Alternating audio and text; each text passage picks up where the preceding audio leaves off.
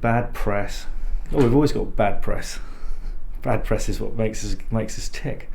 You're not going to stop all these 16-year-olds from wanting to get pierced because that's all they talk about. It's like, I look out my window every day and I get like these big packs of like kids walking past, and as soon as they walk past each shop, the conversations like switches from tattoo to body piercing. Oh, I'm going to get this done, I'm going to get that done, la la la la la. Can't stop them. I'm walking down the road and people don't even know me. I'm stood behind them and they're still talking about body piercing. It's just like, this is what kids do. It's not that they want to mutilate each other or mutilate themselves. It's just they just want to do something that's individual. Papers can be sensationalized, and sensational, and they always are sensational. If anything's against the public grain, then they'll come down like a ton of bricks. Body piercing is dangerous. Look at our youth. What's happening with them. What's happening with our youth. Justin Bieber, that's what's happening with our youth. Bad.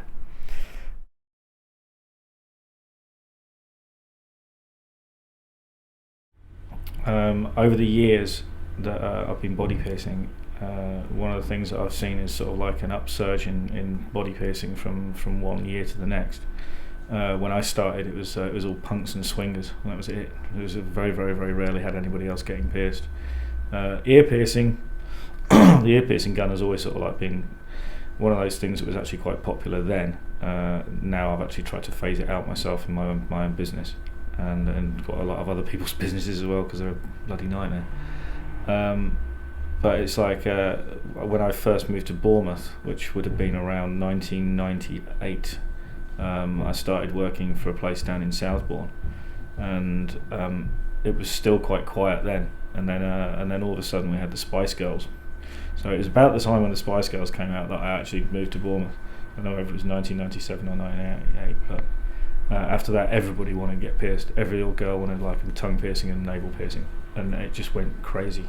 And it literally sort of like went from doing no piercings at all to just doing like, I mean, even then it wasn't really that busy, so like 3 or 4 a day was sort of like kind of like really busy. Cool.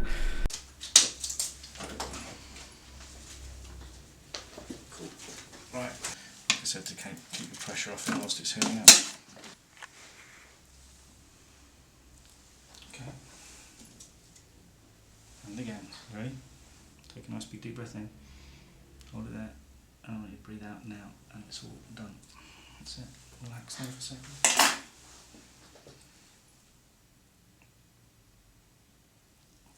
Cool.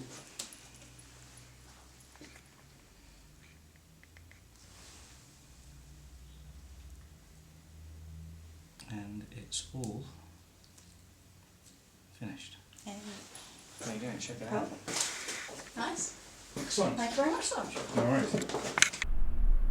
I know that when it comes to piercings that you're going to heal up and you're going to be proud of and wear for the rest of your life if you can, then you really need to be sort of like, you've got to put some common sense into it. Just going to do the other one. Mm-hmm. Okay. What I'm going to do first is just stem the blood. I do leg.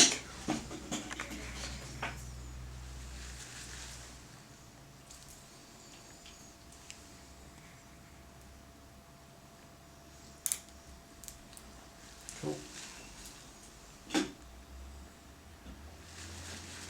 Right, I'll do this one first. It's having a good leak.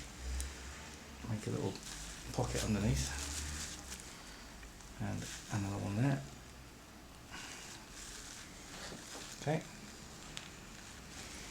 Just going to put the jewellery in, hopefully, now.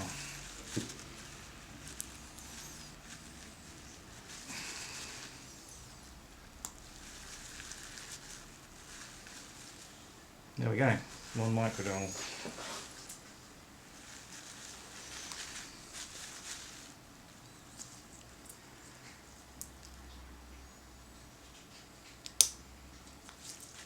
Okay.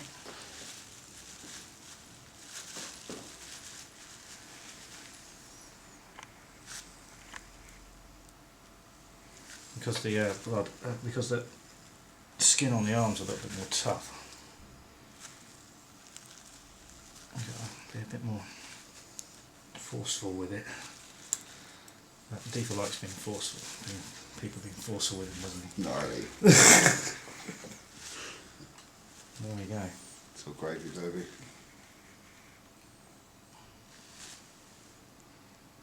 Outstanding. You know, everybody's got their demons, you know, and maybe sometimes tattooing and body piercing is actually a really good way of getting out of that spiral of having demons. So as long as people aren't going completely crazy, you know, long story short, the guy behind me in the picture, a guy called Jordan, you know, all of his tattoos and all of his piercings were all part of him, but he was a 12-step, you know, Boston casualty. I'm really sorry, but it wasn't because he was actually sort of like addicted to them, because everybody's got an addictive personality. You know, I probably drink too much. I've probably got too many tattoos. Yeah, that you know. But then, you know, I see other people that are completely teetotal that have got even more tattoos and more facial tattoos than I've got. You know, is that an even more severe addiction? You know, I don't know.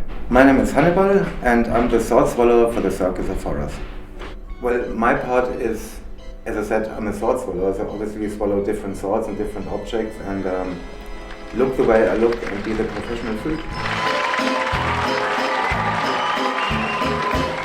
My first piercing, I think I was 12 years old when I got my ear pierced, just in the earlobe, and I think I wanted to look like a pirate. Well, I think everybody wants to be unique in their own way. And it's like, why do people wear jewelry? Why do you buy that pair of shoes? It can be different things for different people. Some people buy shoes to show how much money they have. Some people want to look a different way, and it's all a part of that, and so are piercings. A lot of people see pop stars or whatever with a certain piercing and do that to imitate them, or they want to be unique and stand out from the crowds or their friends. It's basically a way of expressing yourself, or look in the way you choose to look. A lot of people are scared of anything new. Why are people have problems with black people, with brown people? It's just, you know, it's a stupid thing. People have one bad experience with either a tattooed person, a pierced person, a black person, an Arab person, whatever person, Irish person, and then they reflect that bad feeling they got onto a whole group of people, and that shows how silly that is in general. Relax. Do I get a lollipop? That's what I should do, really. Well, in the beginning I was interested, and I'm a bit stubborn, and whatever I do, I don't do it 100%, I do it 150, that's just how I am. And once I've had something done, I felt like I wanted more, or that wasn't enough for me, and I just kept going. And at some stage it became part of my career, or the way I make a living. And obviously it's not just that I like it, it's my work as well. Being a professional freak, you have to do something that stands out a little bit. And it's great, I love it. It's what I choose to do, it's what I enjoy, that's how I make a living, so there's nothing bad about it. I do a job like everyone else does a job, and I enjoy it, so for me it's great. I think a lot of people see the show because there's nothing like it anywhere. There are little freak shows which only have freak acts, there are traditional circuses which only have traditional circus acts, but you have no other show where you've got that combined. So we've got the good, the bad and the ugly, as well as the beautiful and the graceful, all in one show. And if you don't like one thing, that's guaranteed you will like something else. So it is fun for the whole family, really it is.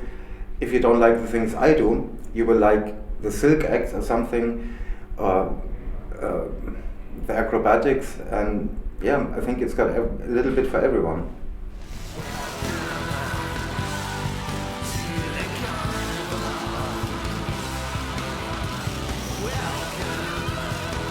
So the only danger there is that people get too excited or carried away and do these steps that they might regret. But you know, that's up to them. Who are we to tell them what to do or not to do?